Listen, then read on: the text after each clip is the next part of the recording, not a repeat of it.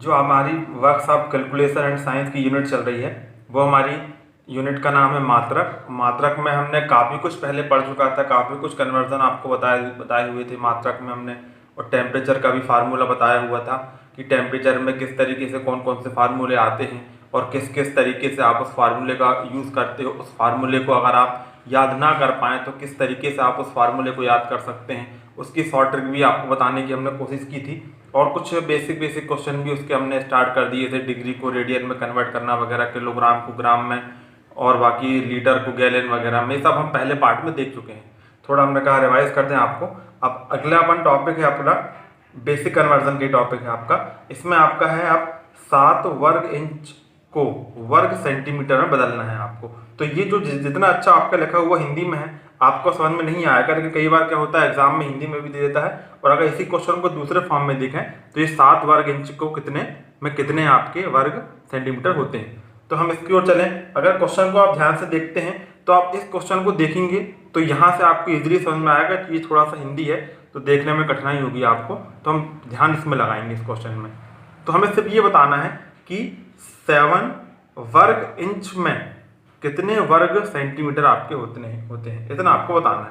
तो 7 में तो कैलकुलेशन तो 7 का होना है, लेकिन सबसे पहले हमें ध्यान रखना पड़ेगा कि 1 इंच में कितने सेंटीमीटर होते हैं। अगर हमें 1 इंच में सेंटीमीटर पता होंगे तो हम आसानी से इसको निकाल सकते हैं। हमें करना क्या है, सिर्फ ये बात ध्यान रखना है कि 1 इंच में आपके 2.54 सेंटीमीटर होते हैं, या उसको 2.5 भी ले सकते हो राउंड फिगर में, कोई प्रॉब्लम वाली बात नहीं है उसमें।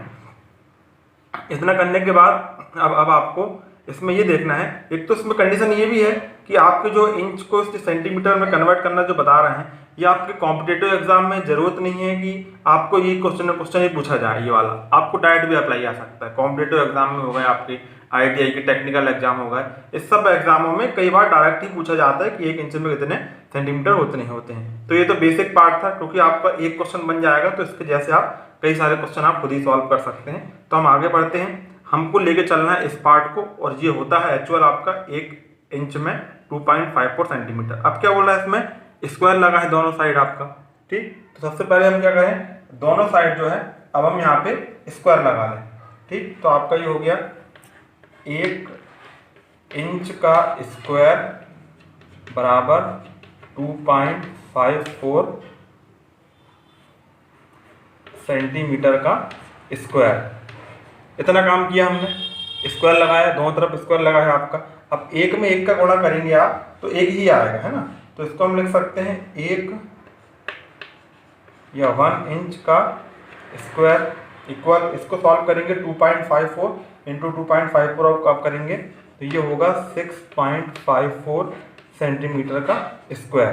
तो ये जो आपका आ गया क्या, वर्ग तक हम पहुंच गए, वर्ग लगाया हमने इसमें तो वर्ग के फॉर्म में पहुंच गए दोनों तरफ। अब क्या बोला है 7 इंच मतलब 7 इंच में, तो अब क्या करना है आपको 7 का मल्टीप्लाई इसमें भी करना है और 7 का मल्टीप्लाई आपको इसमें भी करना है। तो इसको इजीली करने के लिए 7 इंटू 1 इंच का स्क्वायर इज इक्वल टू, यहाँ पे फिर 7 से 7 इंटू 6.54 सेंटीमीटर का स्क्वायर, इसका इसमें गुणा करेंगे तो ये हो गया आपका 7 इंच का स्क्वायर इक्वल 7 में आप इसका मल्टीप्लाई करेंगे तो कितना हो जाएगा आपका, ये हो गया आपका 45.1612, ये हो गया आपका सेंटीमीटर का स्क्वायर।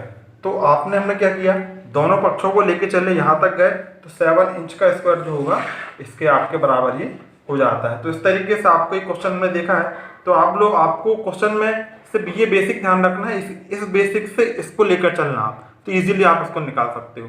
क्योंकि हमने क्या किया, पहले 1 इंच की बात की, अब इसमें स्क्वायर बोला है, दोनों तरफ स्क्वायर कर दिया आपने, इसको सॉल्व कर दिया। अब 7 की बात की है इसने, 7 का गुणा इसमें भी करोगे आप इसमें भी करोगे, तो दोनों पक्षों में क्या होता है कि अगर गुणा हो या भाग हो, कुछ भी होता है आपका वो दोनों पक्षों में एक साथ होता है। तो आपका इसलिए ये आपका आंसर आ गया 45.1612 सेंटीमीटर का स्क्वायर। तो इस तरीके का और भी क्वेश्चन है जिसको आप खुद से कर सकते हैं, अपने आप से क्वेश्चन लीजिए, आप उसको सॉल्व करके देखिए। तो बेसिक इसका कॉन्सेप्ट भी यही है। अब हम इसके बाद अगला टॉपिक लेके आते हैं आपके लिए, वो आपको अगली क्लास में बताएंगे।